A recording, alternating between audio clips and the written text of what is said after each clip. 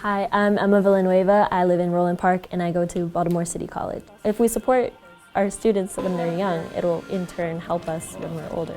My name is Natalie. I live in Lock Raven and I attend Baltimore City College. They're very known for their academics, but at the same time, the walls are falling apart.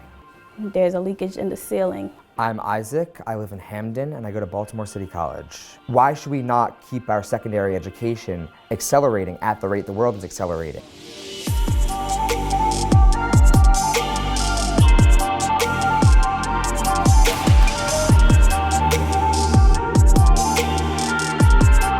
We're just going to take you around a tour of this school. I love it here, but of course there are a ton of issues.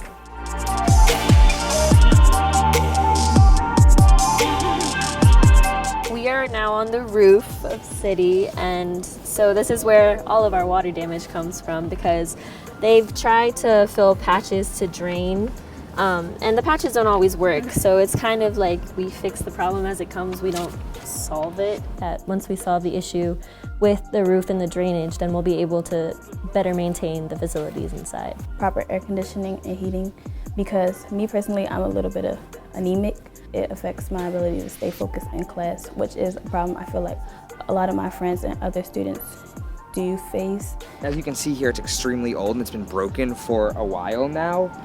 It's a major problem because the technology rooms, I mean, they're full of computers. Because we don't have heating or air conditioning for the rooms, they are in a constant flux of temperatures. We're also in the back of our mind thinking like, oh my gosh, it's so cold, or like, it's hard to learn when you're frozen or when you're sweating, so. The entire world knows about our alumni. We want to continue propelling kids to this level of excellence, but we can't do that without the space for it. It would just be a better learning environment just because we'd have access to more and we'd be able to spend more time in the building. I'm grateful for what I have, but I know that we can do more and that with help we would be able to.